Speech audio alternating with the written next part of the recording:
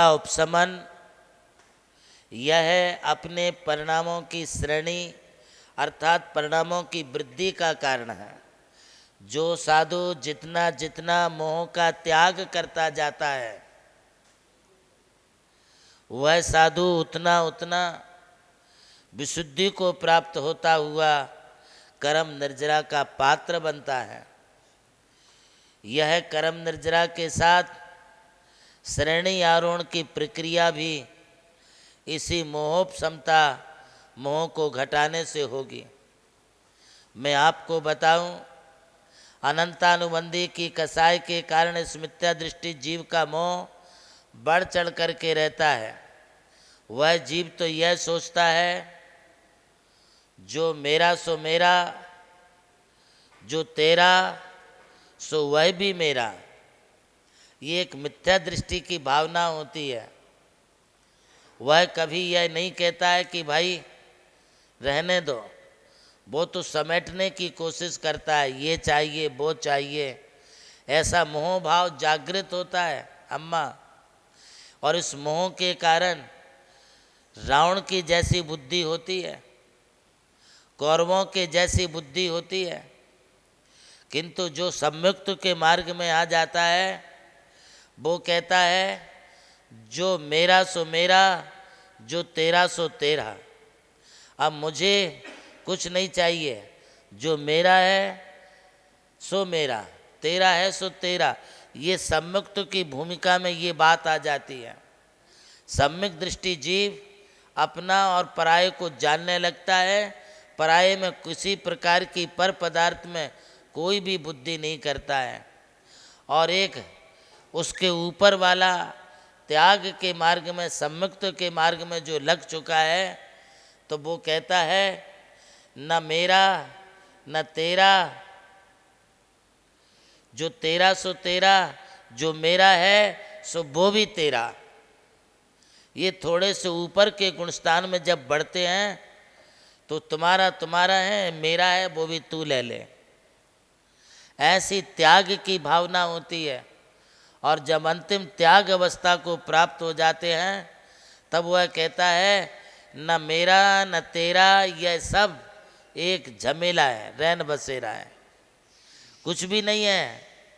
जब तक अपनी आँख खुली है तब तक ये अपना अपना लगता है, और जब अपनी आँख बंद हो जाती है तो ये सब कुछ अपने लिए दिखता नहीं है।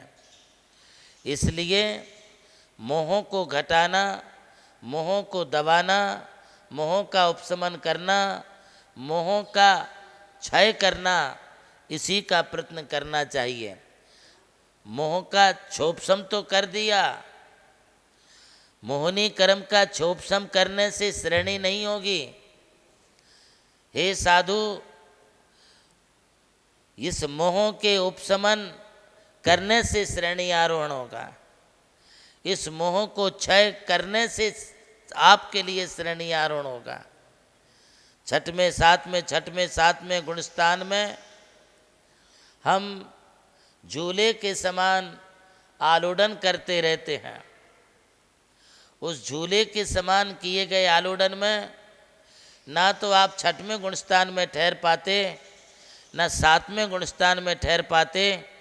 हालांकि छठवें गुणस्थान का काल बहुत है, किंतु सातवें गुणस्थान का काल बहुत थोड़ा काल है। सेकंडों में उतनी देर के लिए भी यदि आत्मत अवस्था प्राप्त हो जाती है तो मोहनी कर्म का आपके लिए उपशम करने का फल प्राप्त होगा।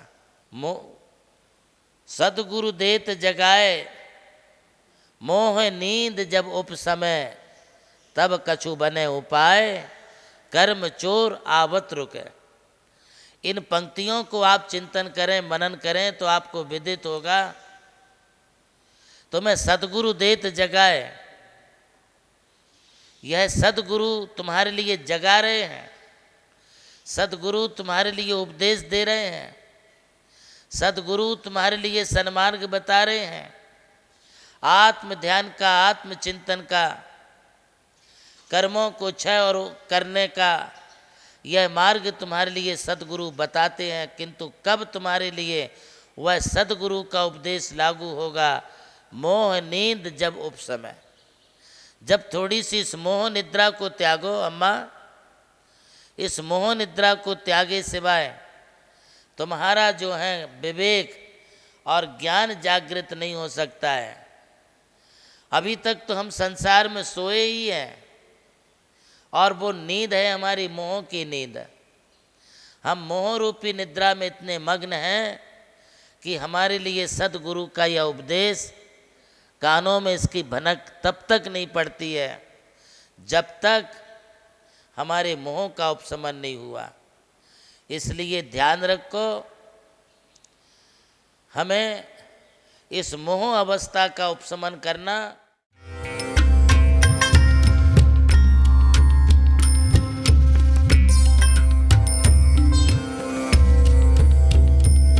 जैन धर्म केवल धर्म नहीं, जन जन का धम है। यही है इस धर्म की संस्कृति। सन 2010 चातुर्मास के दौरान मांगी तुंगी और गजपंथा की तीर्थ यात्रा के बाद एक रात्रि गजपंथा की पहाड़ियों पर विश्राम करते समय आचार्य श्री देवनंदी जी महाराज को एक दिव्य स्वप्न प्राप्त हुआ। स्वप्न में उन्होंने देखा कि एक ऐसा तीर्थ जिसकी कोई कल्पना भी नहीं कर सका था, एक ऐसा स्थान जहां पंच परमेष्ठियों की भव्य मूर्तियां हों, एक ऐसा समव शरण जो समर्पित हो जैन धर्म की शाश्वत परंपरा को। उस दिव्य संकेत को जीवन में उतारने के लिए आचार्य श्री कुंथलगिरी की ओर विहार पर निकल पड़े। वहां एक श्रद्धालु ने अपनी भूमि पूज्य गुरुदेव को समर्पित की और यहीं से आरंभ हुई मुंबई आगरा हाईवे NH3 स्थित णमोकार तीर्थ के निर्माण की महायात्रा। ये वही भूमि है जिसे राम टेकड़ी कहा जाता है, जहां भगवान रामचंद्र जी ने 12 लाख वर्ष पूर्व तपस्या की थी। आज यही भूमि बन रही है जैन संस्कृति का जीवंत प्रतीक णमोकार महातीर्थ। यहां बन रही है 51 फीट ऊंची अरिहंत परमेष्ठी की मूर्ति, चारों दिशाओं में 31-31 फुट ऊंची अन्य परमेष्ठियों की मूर्तियां। कुल मिलाकर एक अद्वितीय समवशरण की रचना है जिसका वर्णन Guinness book of world record में दर्ज हो चुका है।